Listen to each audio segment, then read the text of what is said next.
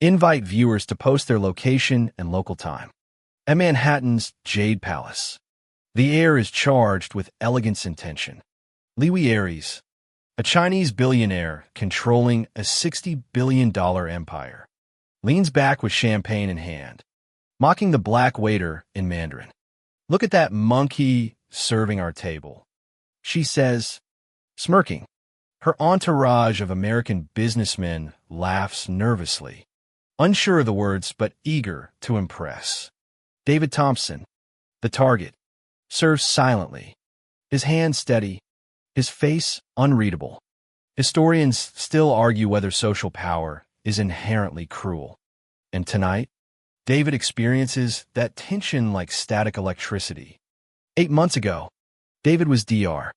David Thompson, a leading expert on Sino-US relations, fluent in Mandarin, and a cultural attaché in Beijing. A false espionage accusation shattered his career. Though exonerated, doors in diplomacy and academia closed. Now, dressed as a waiter, he appears invisible, but under the calm surface simmers a dangerous serenity. Every insult, every condescending word, every display of cultural arrogance is catalogued mentally, a secret arsenal being prepared.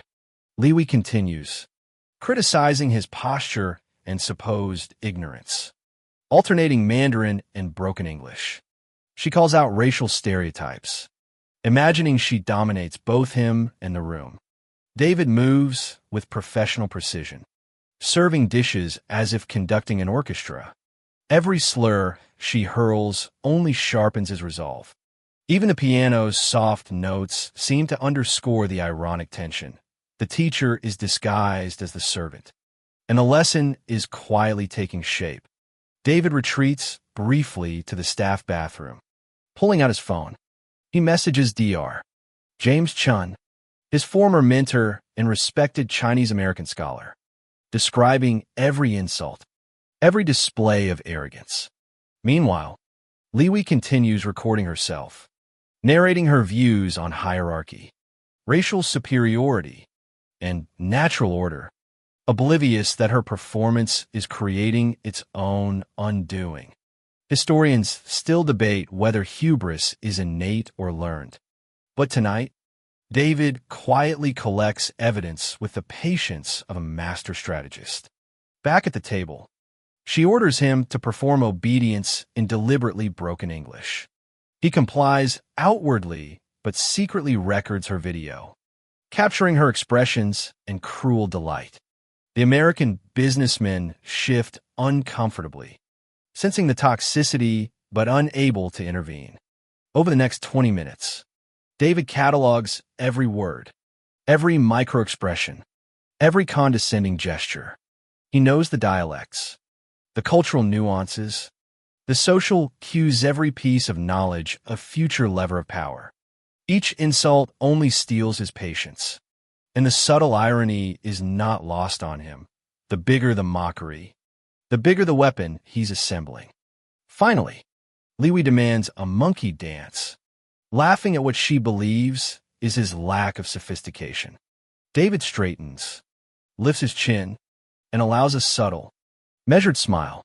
The calm authority in his posture signals a turning point. Every humiliation she inflicted has been stored, analyzed, and prepared for the reckoning that will soon unfold. The Jade Palace, a stage for arrogance, is quietly becoming a theater of justice. Returning to the table, David speaks directly in perfect Mandarin. Liwi, he says, I believe you're confusing this establishment with a zoo. The silence is deafening. Liwi freezes, realizing he understood every insult.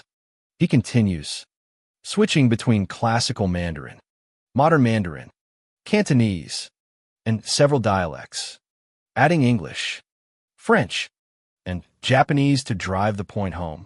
Historians still debate how quickly perceptions shift when underestimated individuals reveal hidden expertise.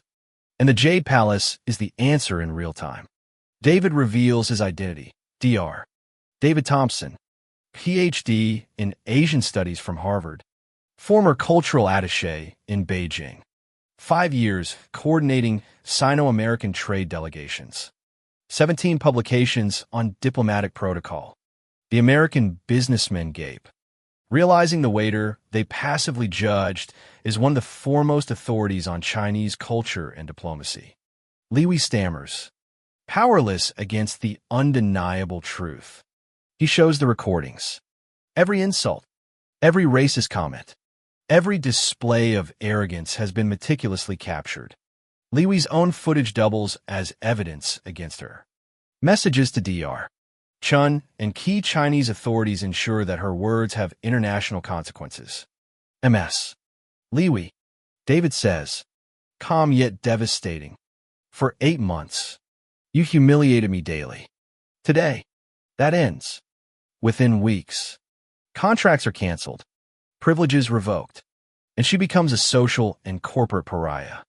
Meanwhile, David regains recognition, invited to speak globally, and offered his former diplomatic position back with promotion and respect. The Jade Palace becomes a symbol of justice and dignity, a reminder that true strength lies in character, not wealth or status. The final scene softens. David continues his diplomacy while keeping 1 day a week at the restaurant, mentoring others and embodying resilience. Liwi, once arrogant, faces isolation and professional ruin. The story closes with a timeless lesson. Prejudice and arrogance come with a price. But patience, intelligence, and moral courage are unstoppable. The clatter of plates fades, leaving only the soft hum of Manhattan streets. David walks through the emptying restaurant with quiet confidence, a symbol of dignity restored. Patrons long gone. The piano's last notes linger, carrying a sense of closure. Liwi returns to Shanghai, her fortune and influence diminished, while David's story spreads across social media and news outlets, inspiring countless people. Even as the headlines fade, the lessons remain. Respect cannot be bought. Character is priceless, and injustice can be dismantled with calm intelligence. The Jade Palace, once a stage for humiliation, becomes a site of reflection, a reminder that even ordinary appearances can conceal extraordinary strength. Human dignity, once violated, can be reclaimed with patience, strategy, and grace, leaving an indelible mark on all who witness the transformation.